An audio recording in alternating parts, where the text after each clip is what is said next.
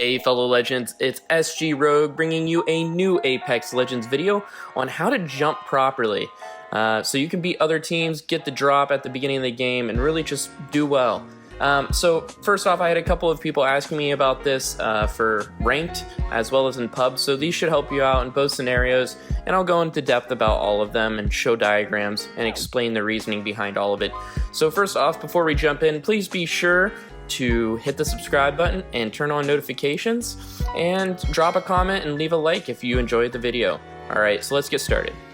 So first off, I kind of wanted to give an overview of how jumping currently works. Due to the speed of the jump ship, you need to jump at certain times to be the first one there. So, I think everybody will get the first one. If you're under 350 to 400 meters, you can fly straight down at your target, and you're going to be the first one there. So as you start to expand out of that straight down range, you get to 350, 400, and 500 meters, and that's kind of the hot spot, and I see a lot of teams mess up here. So if you have the ability to jump at 350 or 400 meters, you should always take it because you will get there fast. And when you're jumping, you have two different stances as you fly. You can have a stance where your legend has their arms out and they're gliding, or they can bring their arms in and they're diving. And this is important to note. So when you're at this range of under 500 meters, you should always have your arms in, and you should have a straight line dive at your target. This is the fastest way to get there, and specifically the distance, as I mentioned, is about 350, 400 meters is that hot zone where you're going to be the first one there. So typically I'll wait till about 410, and that's when I'm going to hit my drop button and jump in. Now, as you progress further out, things change up a little bit. If you remember in Season 1 and 2, there was a typical wave pattern when the jump ship was not as fast, and that's where you start to use this. So you're going to use your typical dive and pull up pattern or wave pattern, and your speed you're looking at there is about 142 to 138. And then as we progress further out, 1,000 meters plus, you can fly out distances up to 1,500 meters doing this. You want your speed, you're going to continue to use that wave pattern, but you want your speed at 142 to 132. So as I show these and explain more, this is important to keep in mind.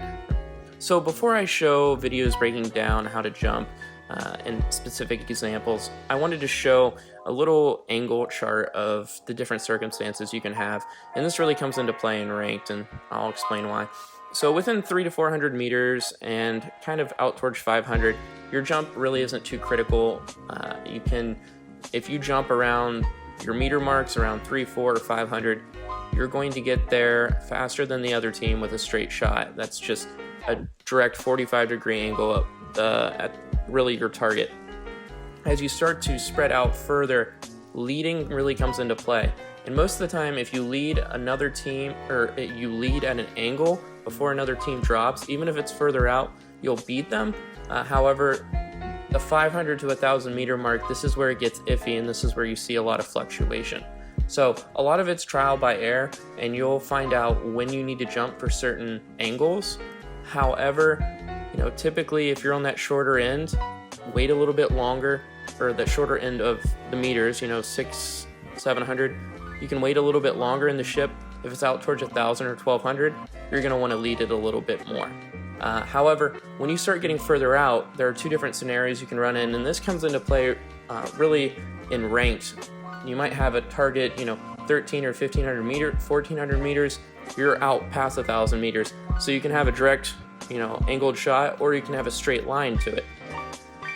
And really, if you jump at an angle before the other team, you will always beat them there if you jump properly.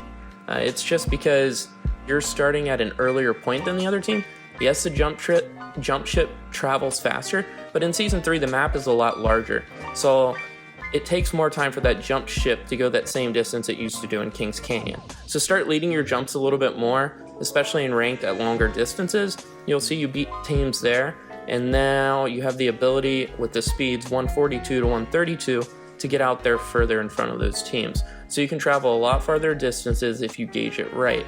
So I think this clip shows one of the most crucial jumps, and really it's just making sure you jump around 400 meters on those tight drops. And that's where I see most players mess up, and that's where I see really timing become the most crucial throughout the game. And as you notice, as this clip progresses, I'm going to jump right about when that mark hits 400. And yes, it looks like I'm right on top of the drop, and I could have dropped earlier. And unfortunately, nobody followed, but it is really the best point to jump. You'll notice that you beat a lot more teams there and you hit the ground before them. So make sure you try this out and use this in the future. In addition, just watch your speeds. If you're jumping far, 142 to 132, utilize the glide. Inside of 1,000 meters, you can start to wave a little bit more at 142 to 132, or 138, excuse me. And that's really useful for anything between 500 and 1,000. And then as you get closer, just make sure you're not gliding, you're diving. And that's it for this one, guys. I hope you guys enjoyed the video. Sorry if I sound tired. It's finals week here in college and finishing up an engineering degree, so I'm definitely feeling it right now. But yeah, please be sure you leave a like on the video and comment. It would really help the channel out, and I'd love to hear your guys' feedback. That's it for this one, guys. I'll see you guys in the next one. SG out.